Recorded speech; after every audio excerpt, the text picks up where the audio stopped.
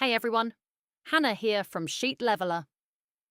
Today I'm going to show you how to alphabetize a column in Google Sheets while keeping each row's data together. Perfect for lists, tables, or any spreadsheet with multiple columns. Here's an example table. Notice that each row contains multiple pieces of data. Highlight all the columns that make up your table. Don't just select the column you want to sort. Select all columns to keep rows together. Go to Data, Sort Range, Advanced Range Sorting options. Check Data has header row if your table has headers. Choose the column to alphabetize, for example, Name, and select A to Z.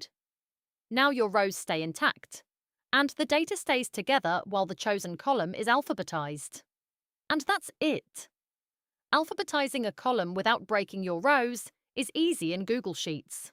Hit like if this helped, and subscribe for more quick sheet tips.